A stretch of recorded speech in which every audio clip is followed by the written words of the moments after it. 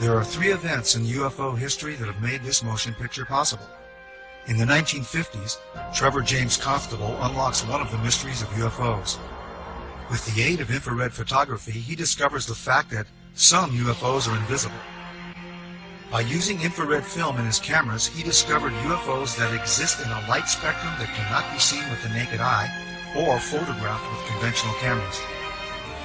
This opens a whole new aspect in the documenting of UFOs, and his discovery reveals some UFOs may be living creatures. He calls them critters.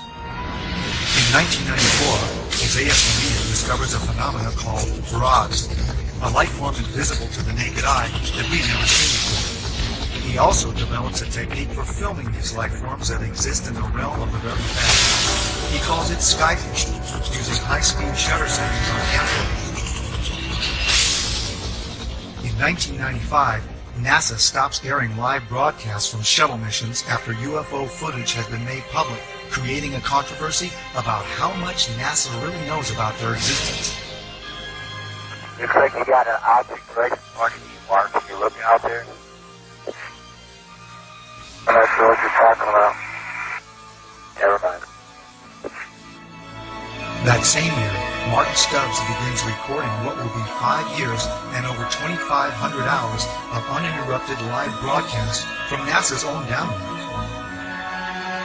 Today, we have digital camcorder technology that enables us to capture UFOs in full-color, high-resolution video.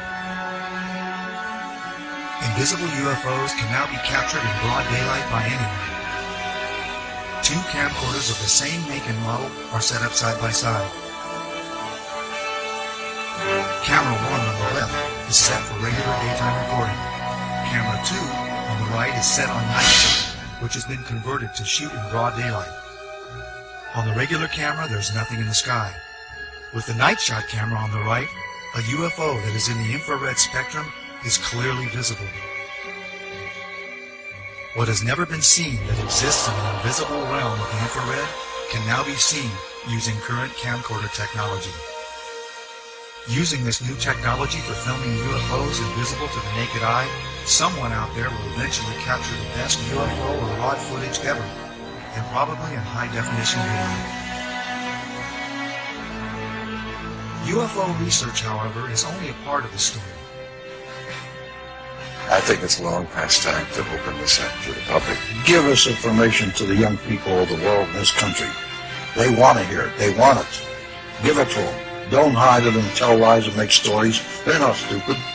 Eventually, there's going to be something happen that will make all of them have egg all over their face. And they're going to have to admit that they haven't been truthful at all.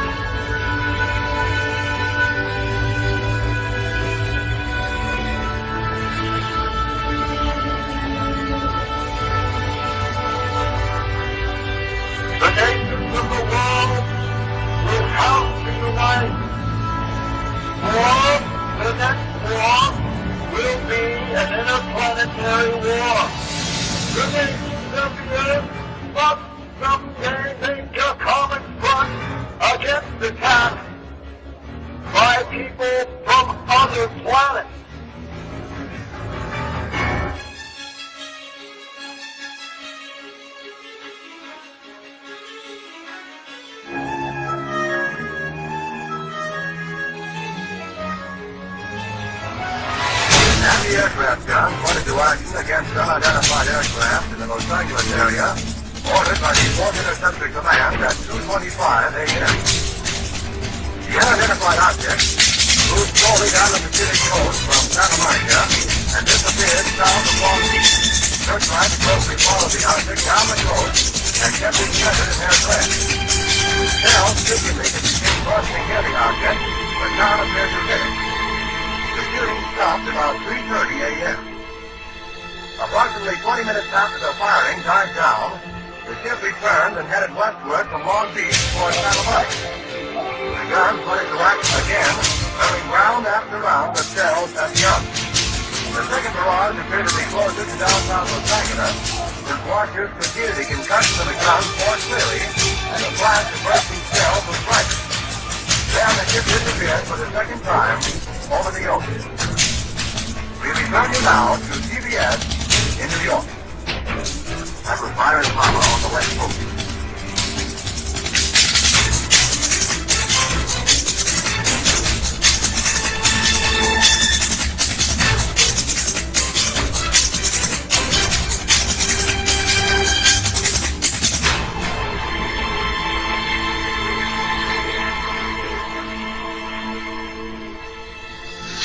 The Battle of LA was the first time that our military actually fired upon a UFO. The next day, the military told the press it was nothing but a weather balloon. Another report was that they fired at nothing due to war nerves. The Army was not too pleased with these reports. If they could not bring down a weather balloon with almost 1,500 rounds fired and direct hits, then what would they be able to do firing at real enemy targets? This was the first time official denial was put into motion regarding UFOs. This was 1942, only a few months after Pearl Harbor. Our distinguished guest for this evening is Dr. Willie Legg. Well, now, is our own government, our own Defense Department, taking the flying saucer reports seriously? They have to. After all, the Air Force, which is the one which is investigating, is charged with the defense of our skies. So if there's anything in the skies which they don't know and cannot account for, it makes them understandably uneasy. Major Donald E. Kehoe, a retired Marine Corps officer, insisted that the Air Force knew more than it was telling. We are being observed by some type of device which is ahead of us, far ahead of us, and is probably controlled by a highly advanced superior civilization. It has reached the point where many people in the Air Force have the same conclusion. In fact, the Air Force at one time had a top-secret estimate that these things were interplanetary spaceships. Right now, if you report having seen a flying saucer, you open yourself up to ridicule too, which is something which is deplored by the Air Force. Now, in other words, members of our audience who might, for one reason or another, see a flying saucer can make the reports to the Air Force and be rendering a service now and not invite ridicule. Yeah. Instead of being a subject for ridicule and a big joke, actually is a serious matter which could affect the lives of all of us. Actually, most people who report a UFO sighting are patriotic citizens who have been mystified by something that they've seen, and through a patriotic sense, report it to the local law enforcement officials or to the United States Air Force Base near them. The first reports were brought in by quiet and sober citizens, like Frank Manor. I looked north of me, and there looked like a falling star. The air was red, kind of coming down, and about a 45, and so then I watched it, and I was going to see if it landed, and then maybe go down and see what it was. Then when it got to the top of the trees, it stopped, and a blue and a white light come on. And I looked at it, and I thought I was seeing things. Frank Manor's UFO remained over his swamp for more than 4 hours. His children saw it, his in-laws saw it, residents of the area saw it. I saw it looked shaped like a pie. I couldn't see the side of it. I just saw the round front, and I could see the lights on either side. I just wanted to stay there and keep my eyes glued. I couldn't leave. But I can't fathom it because it seems so unreal. William Van Horn, Hillsdale's undertaker and civil defense director, also spotted the UFO and was with his Geiger counter the next day, checking a mysterious perfect circle where the UFO had been seen. No one photographed it, but Sergeant Newell Schneider of the Sheriff's Office remembered it well enough to draw it. Oh, it moved very rapidly at any speed or rather any direction it wanted to go. Why it could change to go to the right or the left, go crossways without hesitating a bit. What do you think of it? Well, they call it a flying saucer, that's what it is. The Air Force sent its chief scientific consultant on UFOs, Professor J. Allen Hynek, to check the Michigan sightings. Dr. Hynek agreed that the good citizens of Michigan had seen something in the marshlands. He thought they had seen marsh gas. They, as children on the farm, had many experiences with swamp life, and that this was obviously the thing that was, and they couldn't understand why the people in Michigan got so excited over swamp life. Dr. Hynek's belief in marsh gases was not exactly welcomed by Ann Arbor Sheriff Douglas Harvey, who had some interesting things to tell me. Because if he's going to say it's marsh gases, I'll tell you now, and all due respect to Professor Hynek, he's all wet. I think this is a Florida deal, because last night he was in my office, and this is what my statement will contain. And at 11 o'clock, he had no statement whatsoever to make. He told me he had no idea what it was, but he said the Pentagon said that he had to make a statement tomorrow. He said, I don't know what I'm going to say. So overnight, he comes up with this theory. Right now, if you report having seen a flying saucer, you open yourself up to ridicule. Well, you're going to hear the beer bottles flowing. Look at my windshield. What would you think if somebody was throwing beer bottles at your house, down out in the middle of the road screaming, you nut, you're fanatic, and all that? What would you think? You open yourself up to ridicule. Are you sorry now that you did tell people what you saw? Yes, I am. I'm sorry, because it's not the truth, but it's just the idea of the reaction of the people. They think you're a nut. Tell you the truth, that's just what they figure you are. And I'm not going to take it anymore. I don't want nobody down in here. I just leave me alone. You open yourself up to ridicule, too, which is something which is deployed by the Air Force, is deployed by the Air Force, is deployed by the Air Force. If the thing lands right there by that pump, I'd never say a word. And he got out and talked to me. I wouldn't tell nobody. That's just the way I feel. I'm bitter and distrusted in the whole matter. According to the United States Air Force, in following a policy which is set probably fairly high in the Pentagon, there are about 250 or 300 extremely incompetent airline and military pilots in this country. The airlines let them continue to fly even though they have reported UFOs. The Air Force has been accused from time to time of hiding information about UFO. What do you have to say to that kind of thing? Well, these charges are absolutely untrue. We have not been hiding anything. This is not an attack on the Air Force spokesman or the project spokesman.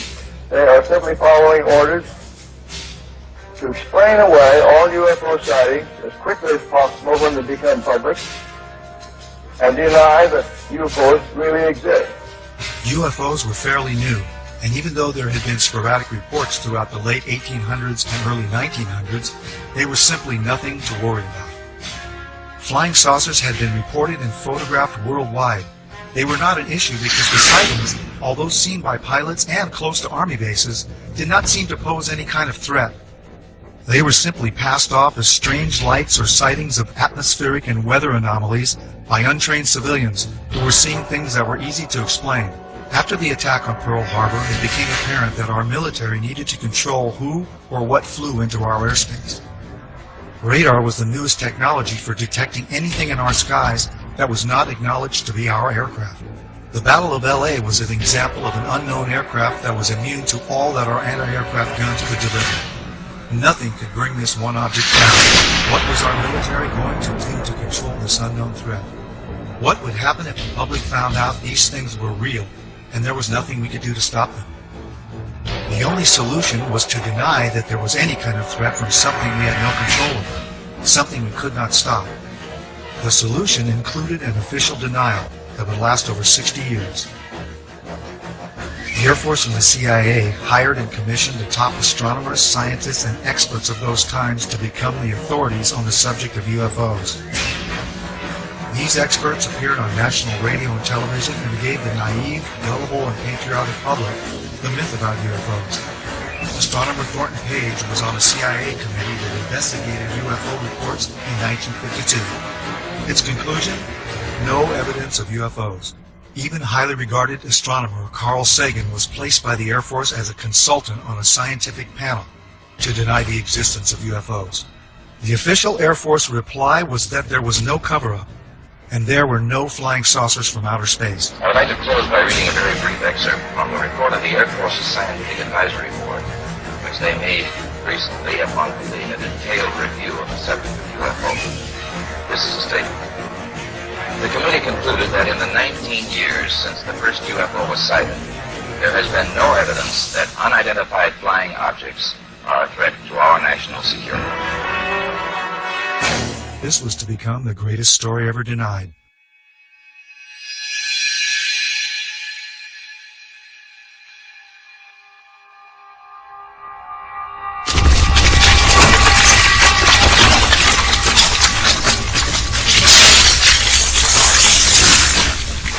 Like many other people in Los Angeles, my brother and I were devastated by the Northridge earthquake.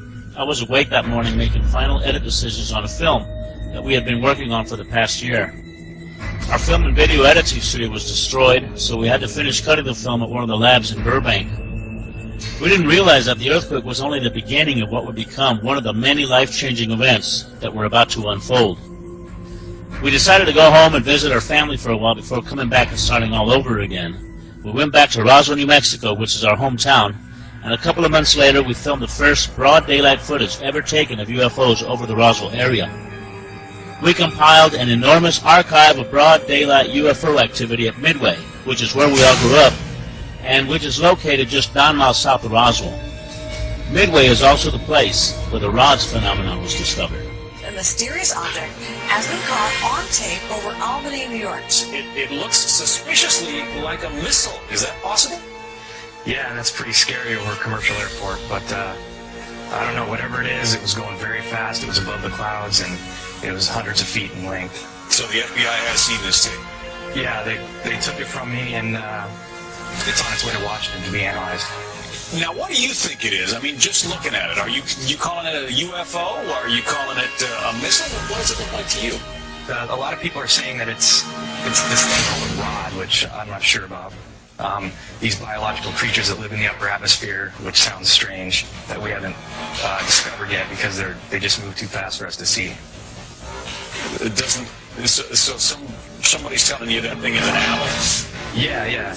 This guy Jose Escamilla, he's been researching these for like 8 years. He has a website, and that's what he thinks. It's amazing. No telling what these things are going to teach us once we catch a specimen and investigate what its makeup is.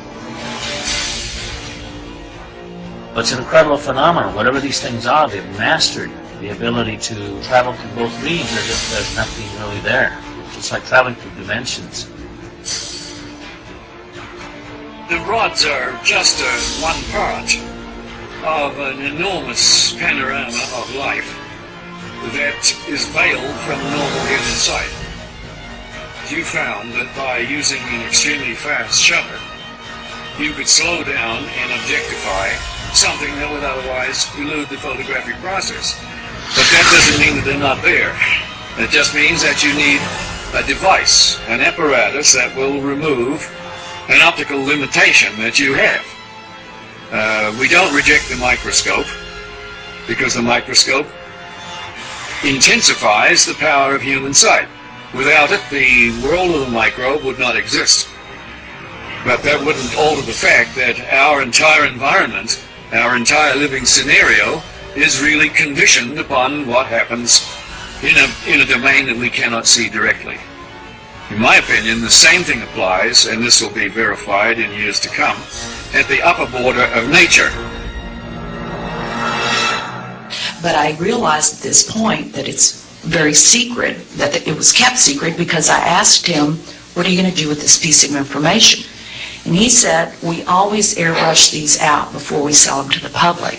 So they're pesky little creatures appearing on this photograph they wanted to get rid of. This is a fact of the matter. We were really not sure after John flew whether or not there were critters, living critters out there somewhere. Critters that were captured by NASA on that mission, the STS-75, in 1996. In all my considerable experience of the entire UFO scenario, I have never seen and never expected to see footage like that. And least of all did I expect to see it on film or tape that had been exposed by the government in a NASA mission. The shuttle Columbia in this mission was equipped with a very sophisticated and expensive ultraviolet camera. It was sensitive to the near ultraviolet. And when they were up at 300 miles above the atmosphere, they launched from the Columbia a small satellite with a tether. Not long after it was launched from the Columbia, the tether broke. We record steadily the whole break and coil back to the tether. Copy, Claude. Here we go.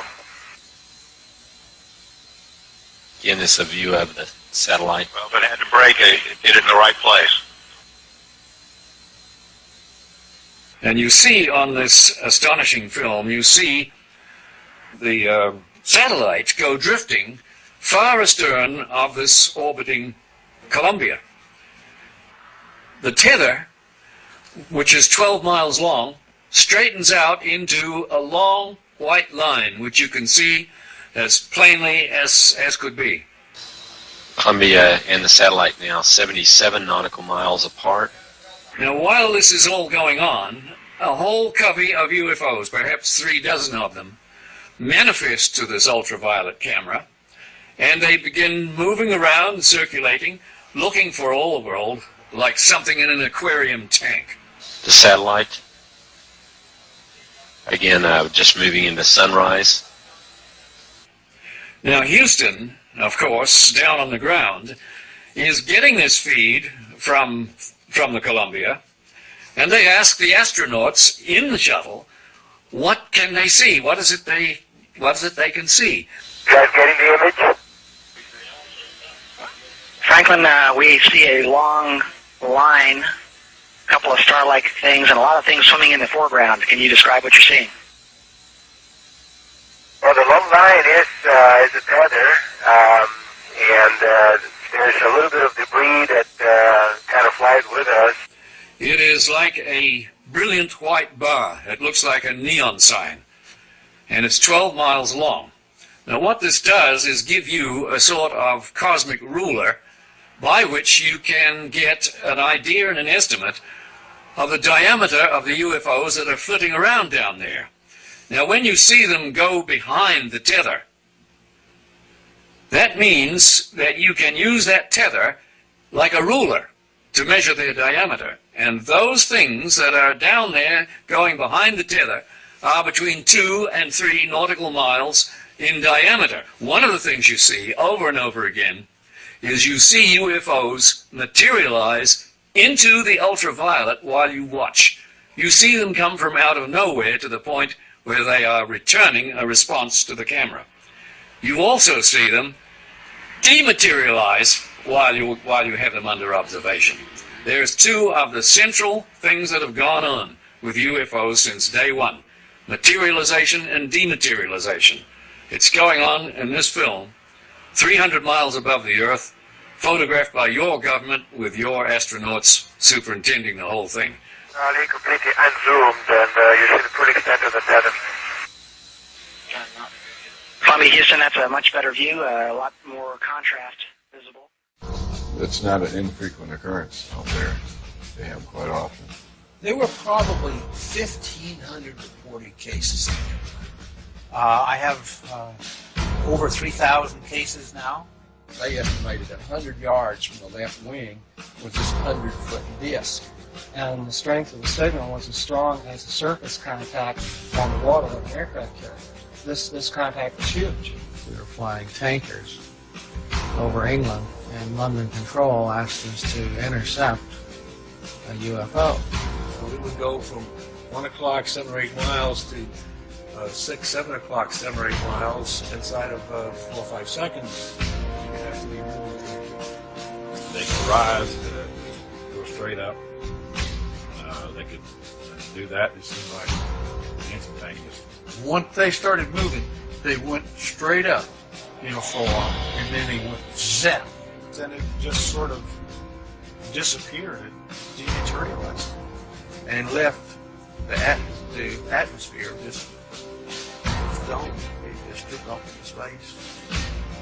It just left. There have been ET visitations, there have been crashed craft, there have been material and bodies recovered. I didn't want to look at it any longer than that because I felt that my life was in jeopardy. I was beaten, literally hit in the ribs and pushed, and I was resisting. And I know Sergeant Bustinza was doing the same thing. He said, "You are never to speak of this again. As far as you're concerned, this never happened." You never saw this. I don't exist, and this situation never happened.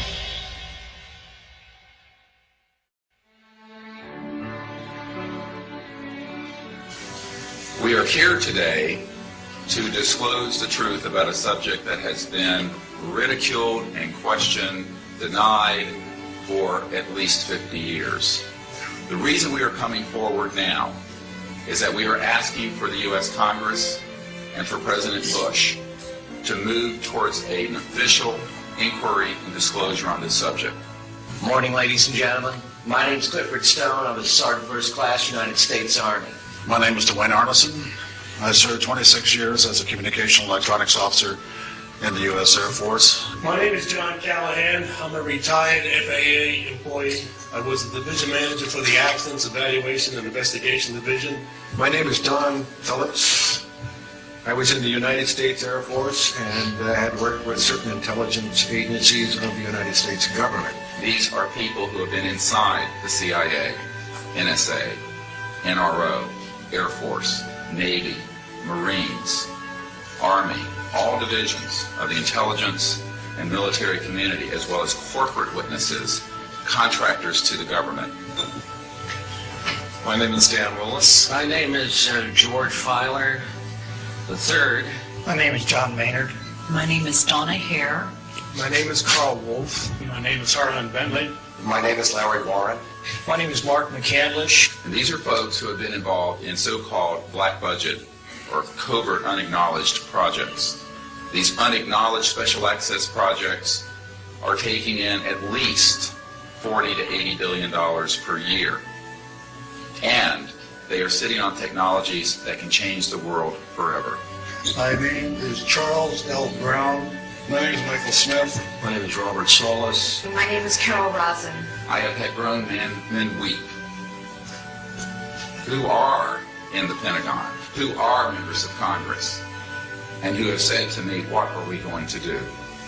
And I'm prepared to tell the story in front of Congress, and that it is the truth. And I will testify under oath before Congress that what I'm saying is the truth. I'm prepared to go to Congress, to swear before Congress that everything I've told you people and everything that is here is the truth. These men and women have come forward and they have their credentials, they can establish who they are, and they have been first-hand witnesses to some of the most important events in the history of the human race. I'm willing to testify to the truth of all these matters that I've spoken about in front of Congress under oath. I'm willing to testify before Congress that what I'm saying is true. And I am prepared to testify in detail concerning these events and their truthfulness before Congress. These statements are true and willing to testify under oath before Congress. And I will testify under oath as to what I say is true, and I will do so before Congress. So I will testify before Congress if necessary and explain exactly what happened. And I will testify before the Congress under oath about everything I have said and more. I have personally briefed a sitting director of Central Intelligence, James Woolsey, President Clinton's first CIA director. I have personally briefed the head of the Defense Intelligence Agency, the head of Intelligence Joint Staff, members of the Senate Intelligence Committee, many members of Congress, members of the European leadership, the Japanese cabinet, and others. And what I have found is that none of them are surprised that this is true, but they are uniformly horrified that they have not had access to these projects. A lot of people talk about conspiracies over a shadow government. I'm willing to testify before Congress that these black operations do exist. I nearly became part of it. But I saw the light, I think. Or was it? And I got out. And that's it. We have to disclose what we know. And I am willing to testify before Congress under oath, or before any other organization, that what I witnessed is true. This whole project, bringing this out in the open, will probably take other people too. But myself, I'm 73 years old, and I've had a good life and no regrets. I've loved this country, and I've been a Christian all my life since I was about 11 years old. And so I believe God wants us known. And I believe the cosmos wants us known. I know we're not alone in the universe. I know that the absence of evidence is not evidence of absence. It's evidence that has been denied to the American people.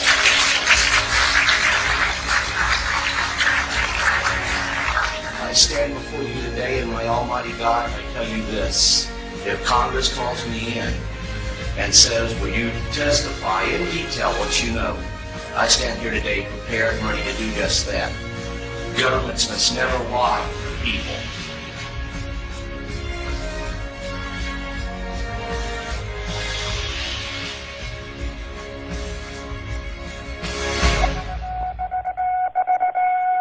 Headline edition, July 8, 1947. The Army Air Forces has announced that a flying disc has been found and is now in the possession of the Army. Army officers say the missile, found sometime last week, has been inspected at Roswell, New Mexico, and sent to Wright Field, Ohio, for further inspection. The whole project was get as much information and technology out of these crafts as fast as they could, and to steer the news media off on some crazy idea that these sightings were created by college pranks and balloons and meteorological problems. And a lot of the information was siphoned off by the CIA and the National Security Agency and people at ONI, Office of Naval Intelligence. It was the first time I'd ever seen anything like this before, and all eyes were just peeled on that particular thing. And when he told us what it was, it was frightening. It was eerie. There, you could have heard a pin drop in the room when it was first mentioned. Well, he said it had been taken from one of the craft that had crashed in New Mexico, and that it had been taken from a box of materials that the military was working on. And they didn't use the word reverse engineering at that time, but it was something similar to the reverse engineering that they felt like they needed to work on, and it was going to take years to do this. I was a duty officer that night, and I went to the veterinarian section, and the one a sergeant I knew very well was sergeant of the guard that night. I told him, Sarge, how's everything around here? And he said, fine, sir. I told him, you know, they told me to be careful to watch this area because you have a sense of something sensitive here. He said, you want to see it, sir? I told him, yeah, let's go look. And I knew this sergeant, he was a master sergeant. I went back, and there was 5 crates there, like 5 or 6, I think it was 5. I lifted one up, and here's this body there and floating in fluid. First, I thought it was a child because it was small. Then I looked at this head and all, right away, and this was only happened in a matter of seconds. Then I put the end back down, and the head was different, the arms were spindly, the body, it was gray. So right at that moment, I figured, I don't know what this thing is. So like an intelligence business, I just better put it in the back of my head here and wait till maybe in the future I get corroboration so I can evaluate what it is. Curtis LeMay started to open up and talk about what he told me about Roswell and the crash that had occurred. And he told me that he was aware that it wasn't ours, it wasn't the military's, the Air Force or the Army or the Navy, and it was highly strange. It was a highly strange vehicle that crashed, He said, I'm going to tell you something. He said, but if you say that I told you, I'll swear I never mentioned it to you. I said, no problem. And he said to me, you know, I'm a member of General Douglas MacArthur's security guard. He says, I'm on my way to the States for TDY. He said, I'm going to tell you something. General Douglas MacArthur was very familiar with the Roswell incident, the crash material, and also the bodies, because he himself has seen them. There I started getting the Tosser reports. I started getting other crash reports, the artifacts I got. And I did get one time a report that NSA was getting signals from space, which were not just space noise or, or unscrambled or something you couldn't read. They were really very perfect and looked like something was guiding them. There was a real message. We were never able to decode it. This was a very coordinated message. It wasn't just noise coming. It was a pattern. The one person I happened to meet and took quite a shine to, and he to me, was a Dr. Adolf Raum. Just a little background on him. He was from Switzerland originally. He was on the first A-bomb test in the U.S. He knew Dr. Oppenheimer personally, and just a fine, fine gentleman. One night after supper and after a few martinis, I jokingly asked Adolf, I said, what do you know about the little gray men that are supposedly on ice here by Patterson? And I can distinctly recall his face turning ashen white. His voice got very stern, and he said, Arnie, he says, all I can tell you is that they were not weather balloons, and we will not talk about it again. You understand?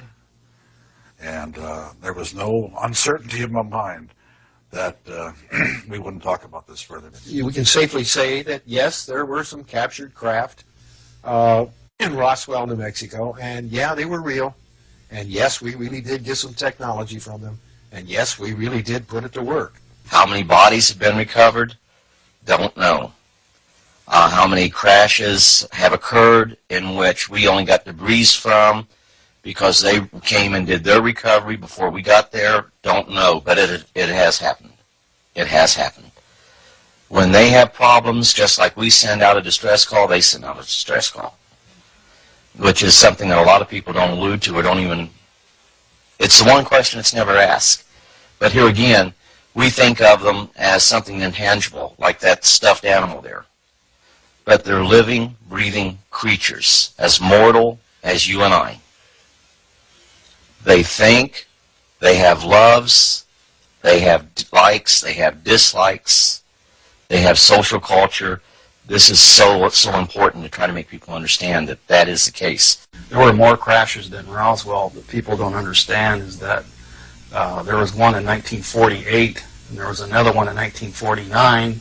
The radar testing in New Mexico was the cause of a lot of them that were crashing, and high-powered transmitters, when they would get too close to transmitters, it would interfere with their guidance control, and they would just crash. And other craft crashed. We had shot them down. As an example of some of our precision, we have here a photo of an object re-entering the Earth's atmosphere. Through our programs, we were able to predict a precise time that this was going to happen and notified a particular agency who then went out with a camera and was able to obtain this photograph. What altitude? This is just entering the Earth's atmosphere somewhere around 400,000 feet. We've been successful. We crashed in White Sands, New Mexico. We tracked it. We were tracking it at the time, and we were successful in damaging enough where it crashed.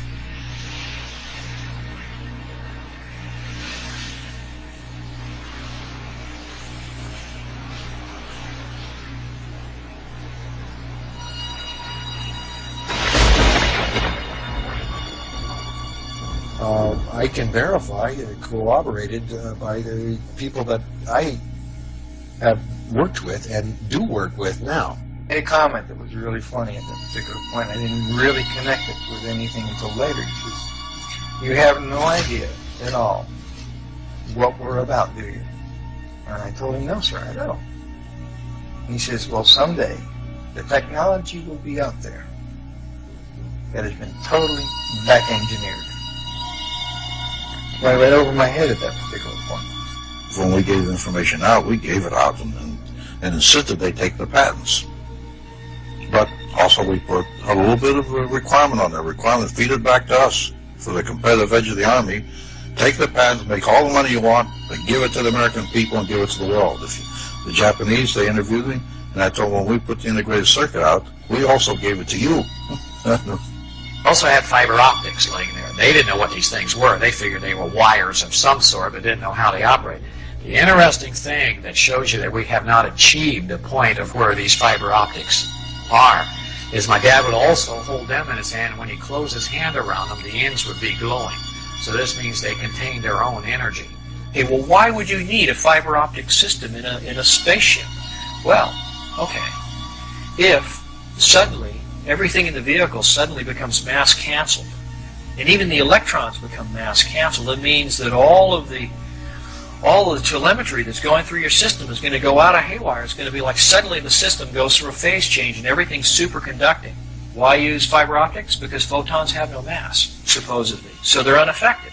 So it means that any information, any telemetry that you send back and forth to your computer, it doesn't matter if the computer functions at the superconducting level because it just makes it faster, more efficient, smarter. But you want to be able to control the aircraft so it doesn't crash. What's the best way to do with fiber optics? A second innovation involves the delicate task of monitoring composite surfaces against pressure, stress, strain, and chemical decomposition. This is often achieved through a series of Bragg rating sensors located along lengths of fiber optics which are embedded into composite materials. However, NASA has increased the sensing locations exponentially from what is currently available. Applications for the macrofiber composite are almost limitless. They had a big black curtain that divided the hangar into two different areas, and that behind these curtains was another big area, and inside this area they had all the lights turned off, and they go in, they turn the lights on, and here are 3 flying saucers floating off the floor. No cables suspended from the ceiling holding them up, no landing gear underneath, just floating, hovering above the floor. Deanne Dennis with United Press International. Could you please address the vehicle that there was a drawing displayed of? Why would this vehicle be on display at an air show? We said there were 3 vehicles. The first one, the smallest one, the one was partially taken apart, the one that was shown in the video that was running in this hangar, November 12, 1988 at Norton Air Force Base, was about 24 feet in diameter at its widest part, right at the base of that flange. In a few instances, I can say there are clearly over-unity electromagnetic devices, things that produce more electrical energy out than in. This is an alien reproduction vehicle, and just to be clear, this means that it is based on advanced anti-gravity and zero-point energy propulsion systems. The next biggest one was 60 feet in diameter at the base. There are corporations such as SAIC, Lockheed Martin, Northrop, and others that deal specifically with advanced energy and propulsion systems connected to UFOs. And I think that what has happened, from the best we can tell, is that we have lost control of these projects from a constitutional law perspective because the infrastructure within military intelligence and corporate channels is so well funded. Oh, by the way, the largest of 3 vehicles was about 120 to 130 feet. And that's massive. It's just huge. The reason it's called alien reproduction vehicle is that it's based on the study of extraterrestrial vehicles, but it is manufactured by human military intelligence, aerospace contracting arrangements. We are not in Kansas anymore.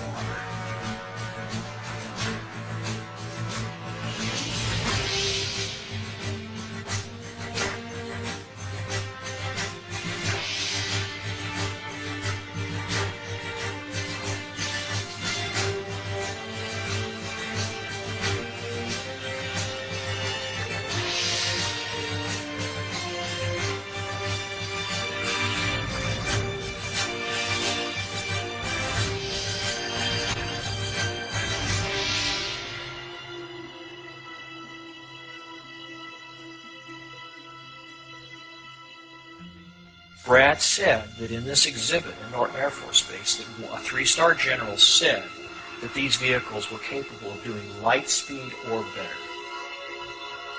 I think they made a mistake at Roswell. rather than admitting it, they covered it.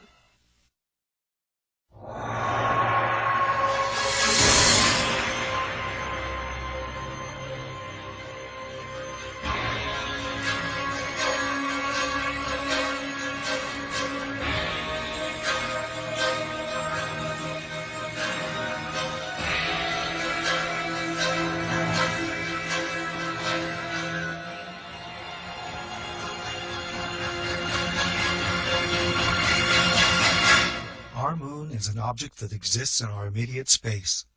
For years, there have been anomalies recorded such as mysterious lights, flashes, and objects that have been seen by astronomers here on Earth. NASA released a compilation of these recorded reports prior to the first moon mission.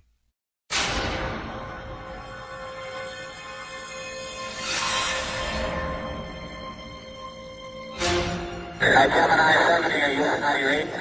127, go ahead. I'll tell you at 10 o'clock time. This is Houston. Say again, 7? I'll tell you at 10 o'clock time. Right here. Billy Control here again. The reference in that conversation was bogies. It was formally reported, citing the bogies. And this is Gemini Control Houston at 4 hours, 24 minutes into the flight. Well, as far as the moon is concerned, I think they found when they got up there that there was already somebody there. And I wouldn't want to say any more than that. But they got out of there and they haven't been back. But I have seen certain documents and read certain reports that indicate that there's somebody already there that knows a lot more than we do and would be willing to run us off if we didn't go on our own. I doubt that we will go to the moon again. It has been argued that the moon could be used as an indicator of extraterrestrial visits to our solar system. Unfortunately, the detection of ET artifacts on the moon is outside the interests of most mainstream archaeologists, as archaeology tends to adhere to a pre-Copernican geocentric point of view. It is generally accepted that the search for alien artifacts on the moon is not necessary because there are none. Given the success in using terrestrial remote sensing to find archaeological sites on Earth, can similar techniques be used to find possible artificial construction on the moon and other planets? For example, the ancient Khorezmian fortress Khoi Kragan Kala in Uzbekistan, constructed between the 4th century BC to the 1st century AD, appeared as an impact crater before excavation in 1956. On the moon, Khoi Kragan Kala would not be perceived among all the other impact craters. In 1962, Carl Sagan spoke on the possibility of discovering alien artifacts on the moon, stating that forthcoming photographic reconnaissance of the moon from space vehicles, particularly the far side, might bear these possibilities in mind.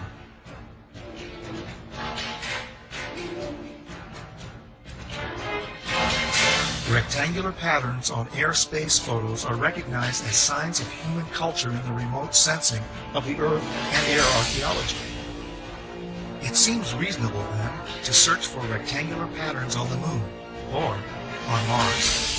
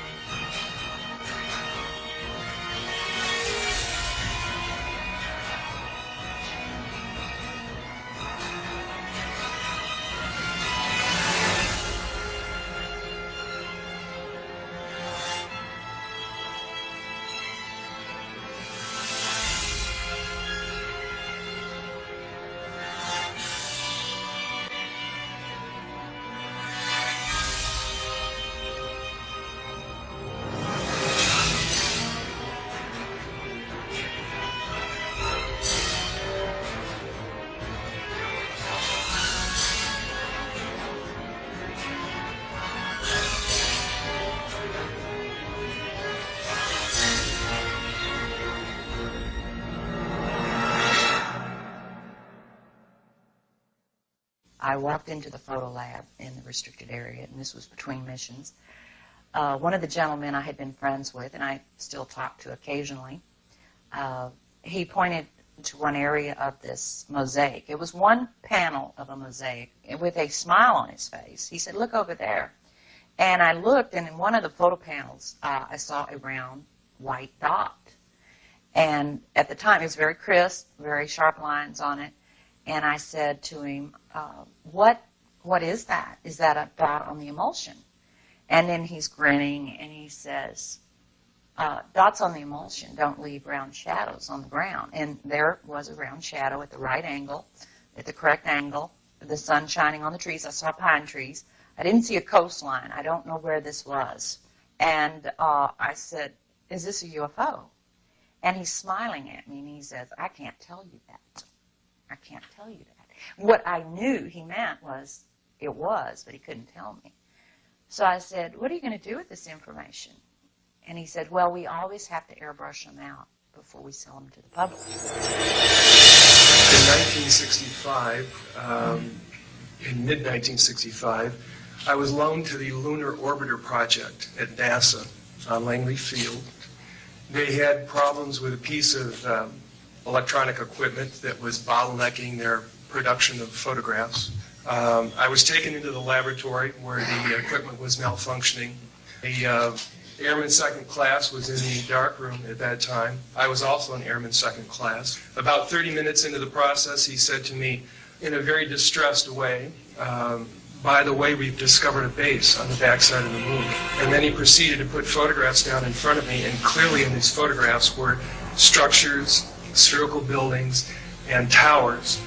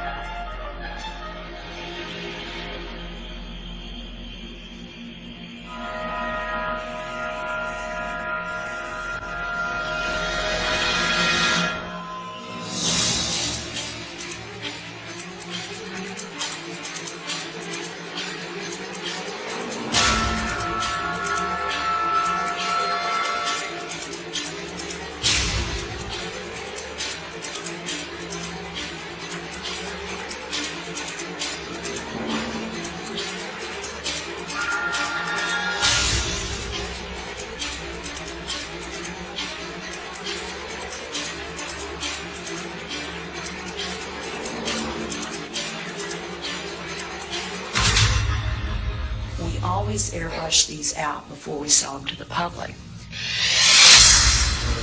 Mosaics and showed this base, which had geometric shapes. There were towers, there were spherical buildings, there were very tall towers, and things that looked somewhat like radar dishes, but they were large structures. If I compare it to what I'm seeing now, because I do have photographs that have artifacts in them that are similar to what I saw, they're massive. Some of the structures are, a half a mile in size. So they're huge structures. Some of the buildings seem to have very reflective surfaces on them. A couple of structures that I saw reminded me of cooling towers at power generating plants. They had that sort of a shape. And some of them were just very, very straight and tall with a flat top. The particular shot that I saw, there were several clustered together over a landscape, a fairly large landscape.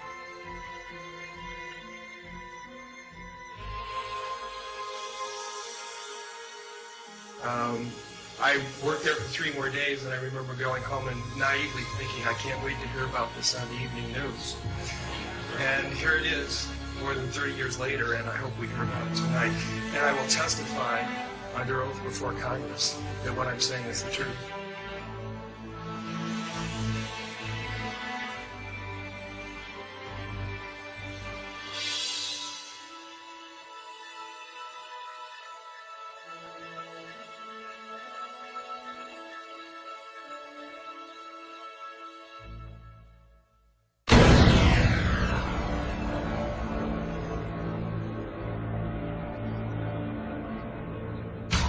In 1959, the U.S. Army completed a plan for a manned military outpost on the moon. The Horizon Lunar Outpost was said to be necessary to protect United States interests on the moon, to conduct moon-based surveillance of the Earth and space, to act as a communications relay, and to serve as a base for exploration of the moon. The permanent outpost would cost $6 billion and become operational in December 1966 with 12 soldiers. The base would be defended against Russian overland attack by man-fired weapons. The Apollo program began only 2 years after the Horizon report, but a moon base would not have been established earlier than the 1970s. During the discussion of UFOs, the question ultimately is going to come up, can any government keep secrets, let alone U.S. government? And the answer to that is unequivocally yes. People in high-level government have very, very little, if any, information, valid information about this. Most have no more knowledge than the man in the street. There's always been what they call the need to know. They keep pretty much each organization an island unto itself. I looked at him and I was pretty startled because I'd worked out there several years and never seen anything like this, never heard of anything like this. I had a top secret crypto clearance, and I could go into areas where my commanders, some commanders, could not even get in. He was a civilian, but had done a lot of work with NASA, on a lot of committees and what have you. And I think his problem was the fact that he hadn't heard about this. They can't get in there because they don't really have the need to know, even though they have the same clearance as the guy that gets to go in there. He knew that he was very important because he was on a lot of committees in NASA. And since he was very important but hadn't heard about this thing, this couldn't be true. The UFO secrets can be kept secret from other people who have the same security clearance. And the truth is, they have hidden things like UFO and extraterrestrial information from us for years. Not just the current era, but back before the 1900s. There's about 38 levels above top secret. The highest is cosmic. That's, okay, I'll tell you right now, that's UFOs, aliens, and particleization. Now, like you heard a while ago, there's only probably about 25 people in the world that know things that are known at that level. No president has had that level, has ever been cleared for that level. Eisenhower was the closest. Eisenhower wanted somebody to be in charge. He tried the CIA director, and it didn't work. CIA was working primarily for itself. Most of the intelligence directors of the services were working for themselves. What happened was Eisenhower got sold out. I think that he realized that all of a sudden this matter is going into the control of corporations. He realized that he was losing control. He realized that the phenomenon of whatever it was that we were faced with was not going to be in the best hands, and those were as far as I can remember, that was the expression that was used. It's not going to be in the best hands. In the councils of government, we must guard against the acquisition of unwarranted influence, whether sought or unsought, by the military-industrial complex. The potential for the disastrous rise of misplaced power exists and will persist. We must never let the weight of this combination endanger our liberties or democratic processes. We should take nothing for granted.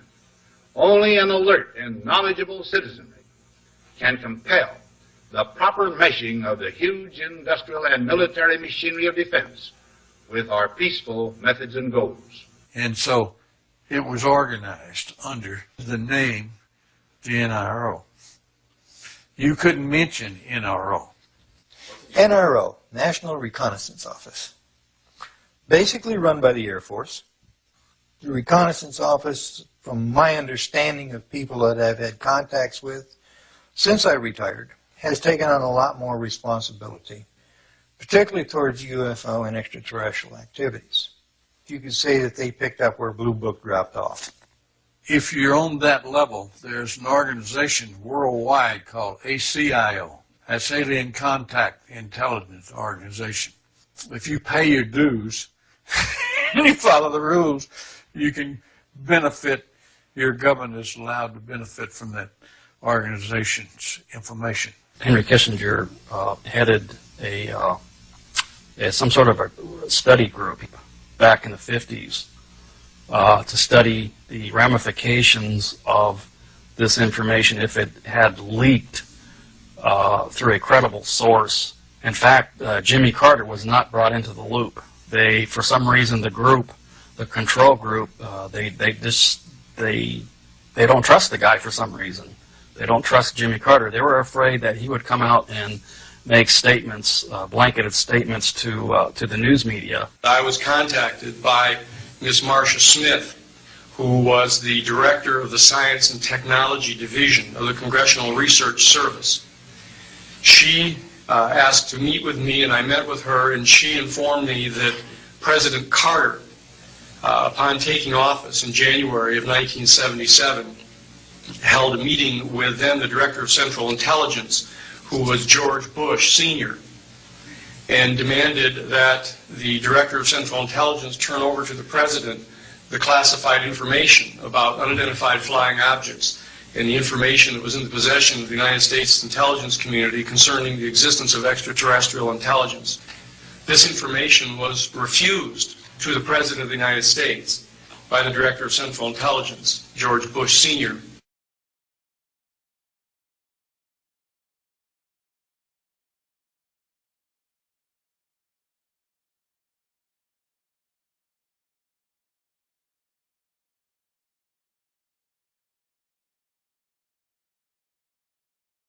Told us we could not talk about this to anyone, including any of the other crews, our spouses, our family, even amongst each other. So we could not discuss this at all.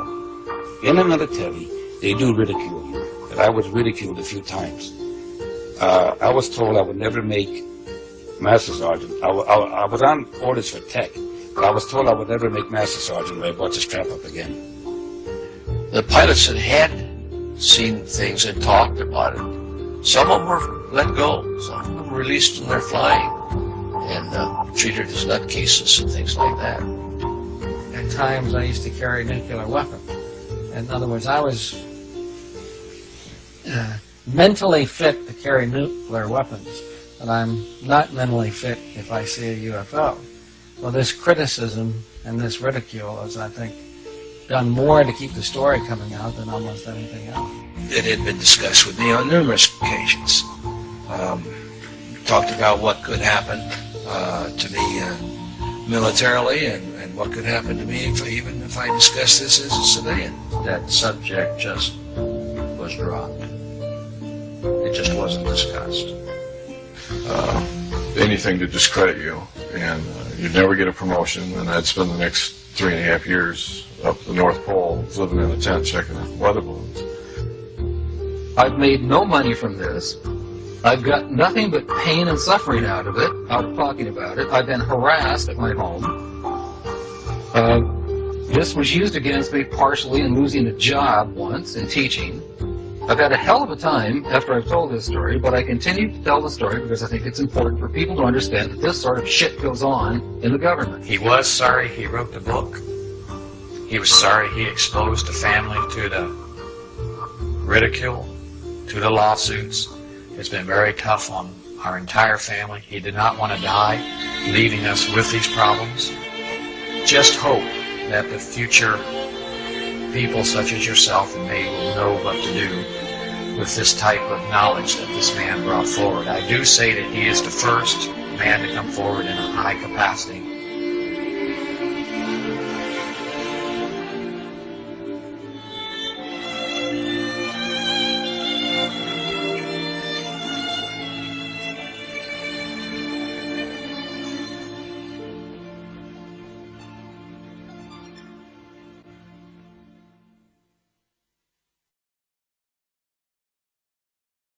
Measures have been taken by agencies to terminate people who appear to be inconvenient or troublesome through knowing too much.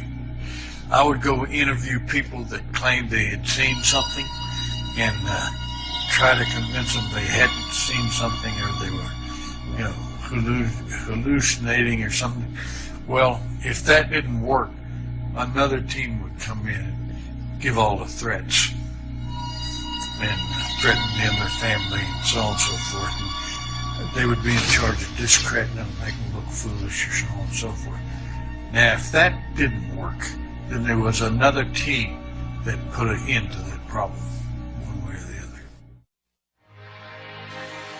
Secretary of Defense Forstall was the first real powerful known person that was eliminated because he was going to release the information.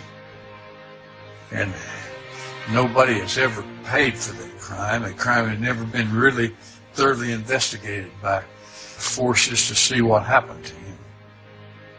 But most people know that he was thrown out the window of the hospital, and he wasn't killed by being thrown out the window, but he never got up alive.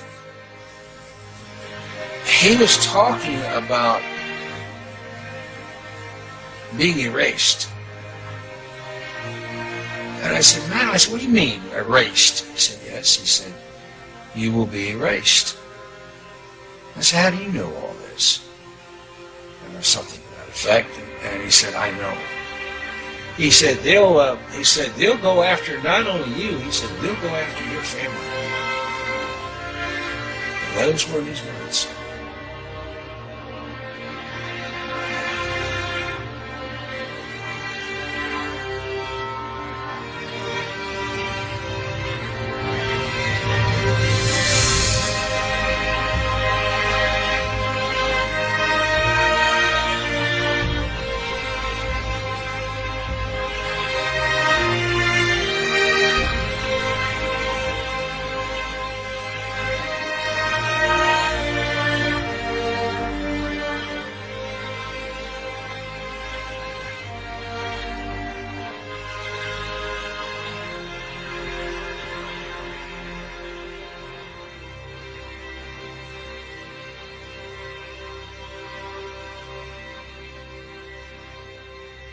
And they're yelling at me, and they're hollering and cursing, and you didn't see anything, and we'll do you and your whole goddamn family. And they're it was basically that for about 8 or 9 hours. They're just off on their own. There's no oversight, no control. They just do whatever they want. They don't. And they're evil, man. These people are evil. Basically, it's an oversight group intermingled with the National Security Council and the National Security Planning Group. They have full control. They have no congressional oversight whatsoever. They answer to nobody except for the President of the United States. But they're trying to push it aside away from the President. When I was a corporate manager of Fairchild Industries in 1974 through 77, I met the late Dr. Werner von Braun in early 74. At that time, von Braun was dying of cancer. But he assured me that he would live a few more years in order to tell me about the game that was being played, that game being the effort to weaponize space. Weapons in space is still a big enigma. Black covert operations have always been trying to do something like that. Von Braun's purpose in life during the last years of his life, his dying years, was to educate the public and decision makers about why space-based weapons are dumb, dangerous, destabilizing, too costly, unnecessary, unworkable, undesirable. The strategy that Wernher von Braun taught me was that first the Russians are going to be considered to be the enemy. In fact, when I met him in '74, they were the enemy, the identified enemy. We were told that they had killer satellites. We were told that they were coming to get us and control us, the dirty commies, that whole story. First, the Russians were the enemy against whom we're going to build space-based weapons. Well, the ballistic missile defense system is probably a pipe dream in the sense that if what it's designed for is that you know where it's coming from. And when we had Russia, there was a 50-50 chance that you knew about where it would be coming from. In 1977, I was in a meeting in Fairchild Industries in a conference room called the War Room. And in that room were a lot of charts on the walls with enemies, identified enemies, names that people had never heard of, names like Saddam Hussein and Gaddafi. But we were talking then about terrorists, the potential terrorists. No one had ever talked about this before. But this was the next stage after the Russians against whom we were going to build space-based weapons, these terrorists. They wanted a weapon system they could put in space that would stop a ballistic missile. That was the concept. This is 1977. And they were talking about creating a war in the Gulf region when there was $25 billion in the space-based weapons program that yet had not been identified. It wasn't called the Strategic Defense Initiative, at least, until 1983. This weapons system then had obviously been going on for some time that I didn't know anything about. When Star Wars was brought out as an idea, which was before Reagan actually, and incorporated into his administration, it became pretty much a window dressing, as one people would call it. But there was a lot of truth behind what they were trying to do. They knew the basic principle of what they wanted to do. So I stood up in this meeting in 1977 and it said, I'd like to know why we're talking about space-based weapons against these enemies. I'd like to know more about this. Would somebody tell me what this is about? Nobody answered. They went on with this meeting as though I hadn't said anything. We heard a lot about terrorism. Then we were going to identify third world country crazies. We now call them nations of concern. With the rogue nations we have today, it's absolutely ludicrous. But he said that would be the third enemy against whom we would be needing to build space-based weapons. And the next enemy was asteroids. Now at this point, he kind of chuckled the first time he said it. Asteroids, against asteroids we're going to build space-based weapons. So it was funny then. And the funniest one of all was against what he called aliens, extraterrestrials. That would be the final card. And over and over and over, during the 4 years that I knew him and was giving his speeches for him, he would bring up that last card. And remember, Carol, the last card is the alien card. We're going to have to build space-based weapons against aliens. And all of it, he said, is a lie. Well, if they were hostile, my own knowledge is, and feeling, I don't know about all of them, is that we could have been, with their weaponry, as it might be used, could have destroyed us a long time ago. If beings can travel in time-space, then anything we would put in orbit as a weapon would be like going against Genghis Khan with a firecracker. Now, some would like for us to believe, like to develop the idea that the aliens and people are our enemy now. But that's not true. I noticed the satellite's positions. I said, now this is supposed to be a system that tracks radar anomalies on Earth, right? You know, the whole thing's moving. Yep, that's what it does. And he says, why are half of them pointed towards the outer space? Towards the moon, towards areas that are just blank space. I have concluded that I'm fighting against the clock. That I have but a short time to try to convince people that we are moving in an avenue where we are going to militarize space. As a result of militarizing space, we are going to acquire new technology. We're going to evolve new technology.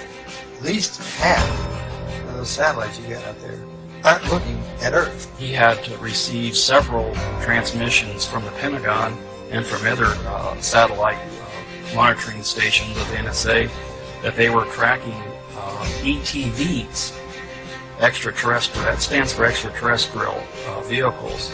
I said, what are they looking for? He says, well, you got to have them even know about that.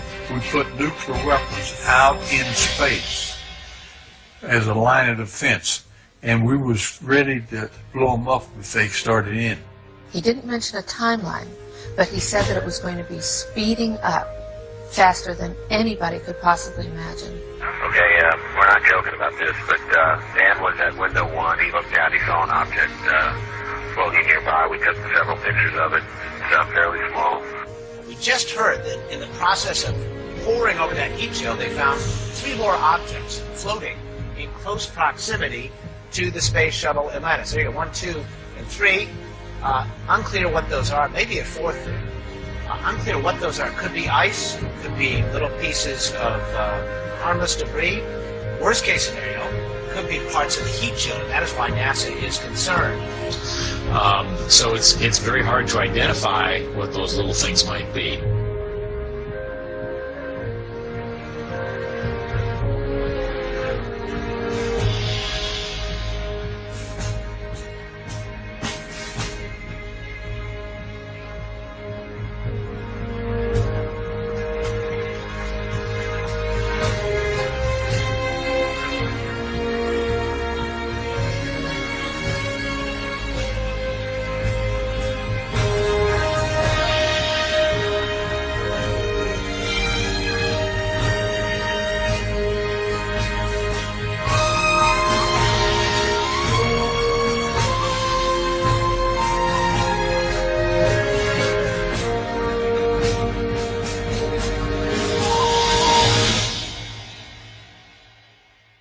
We are going to acquire new technology. We're going to evolve new technology that's going to lead us into interstellar travel. As a direct result, we will become a threat to them unless we spiritually grow also. Air Force Space Command, Masters of Space. June 9th, 2006. Air Force Space Command was crucial in Zarqawi hit. Air Force Space Command news release. Air Force Space Command delivered space combat effects for the precision strike that resulted in the death of terrorist leader Abu Musam al-Zarqawi, head of Al-Qaeda in Iraq. Our global positioning system aided GBU-38 Joint Direct Attack Munition was one of the 2 munitions used in the bombing of Zarqawi's last safe house. Our artist concept shows a GPS satellite orbiting Earth. We have to credit Lockheed Martin for this one, folks. Once again, GPS-aided munitions played a significant role in the success of an important operation, said Brigadier General Donald Alston, Director of Air and Space Operations, or AFSPC. We provide communications, navigation and timing, intelligence, surveillance and reconnaissance, and missile warning. Our mission is 365 days a year, 24 hours a day, 7 days a week, providing space effects to the warfighter, said Vice Commander Major General Thomas Taverny. Air Force Space Command, Masters of Space. President George Bush is expected to issue a directive in the next few weeks giving the U.S. Air Force a green light for the development of space weapons, potentially triggering a new global arms race, it was reported yesterday. The new weapons being studied range from hunter-killer satellites to orbiting weapons using lasers, radio waves, or even dense metal tubes dropped from space by a weapon known as rods from God on ground targets. Space warfare experts said they expected the Bush administration directive to signal a shift in attitude towards exploring ways of affirming U.S. dominance in space militarily. In a memo that I wrote to President Bush last week, I stated that this campaign will persist until our goals are met, and they are as follows. That we have open, honest hearings on the subject in the U.S. Congress. That there be a permanent ban on the weaponization of space or the targeting of any objects of extraterrestrial origin. That there be a full and complete study of classified technologies connected to this subject, specifically technologies connected to UFO and extraterrestrial vehicles. If declassified and used for peaceful energy generation and propulsion, would solve the looming energy crisis definitively. You don't need cars unless you got an internal combustion engine.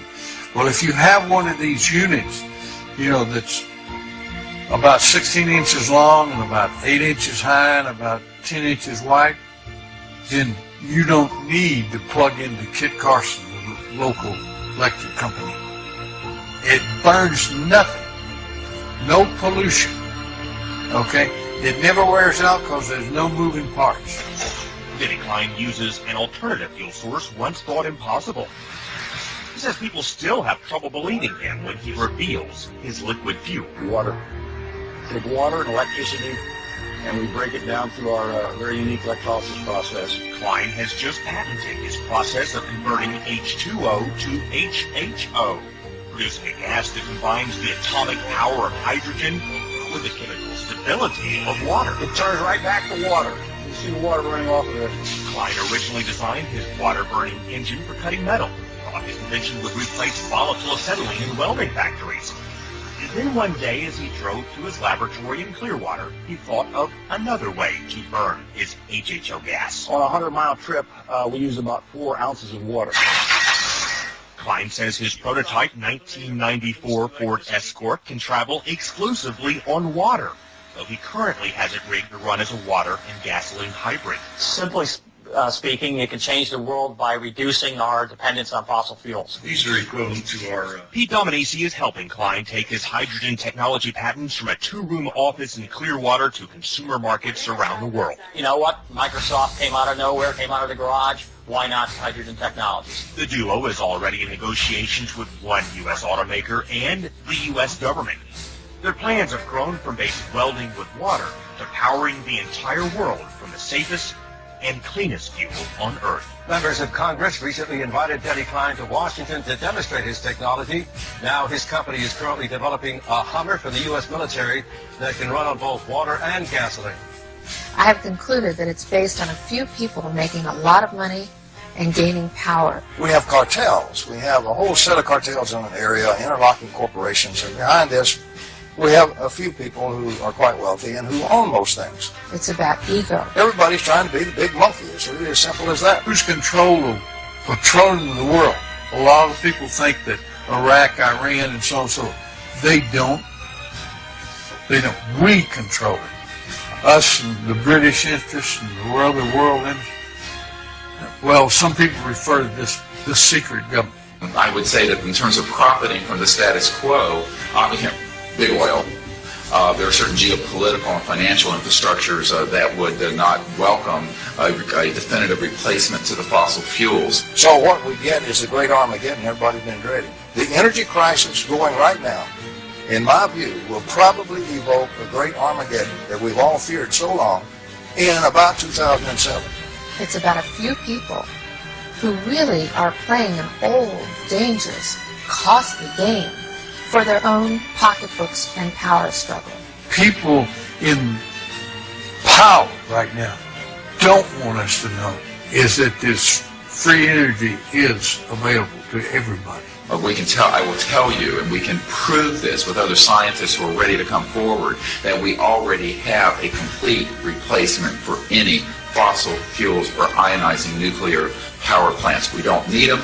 We haven't needed them. Probably have not needed them since the time I was born.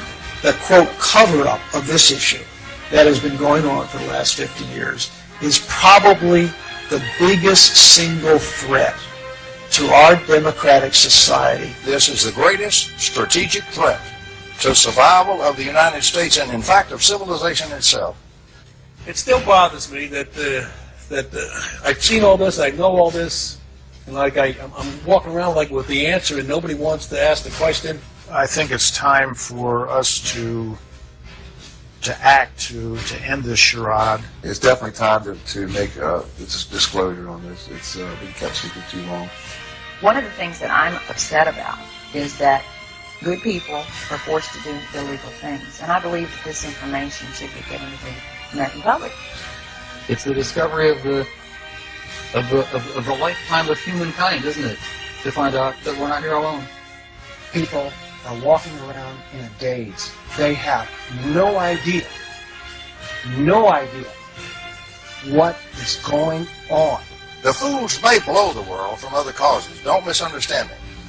But they're going to blow it from this cause.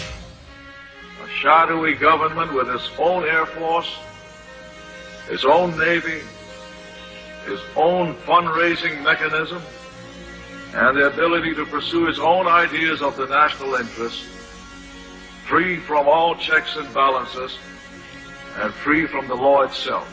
Whatever activity is going on, to the extent that it is a clandestine group, a quasi-government group, a quasi-private group, it is without any type, as far as I can tell, of high-level government oversight. And that is a great concern. We have contact with aliens not originating from some foreign country, but from some other solar system. And I have been a party to that.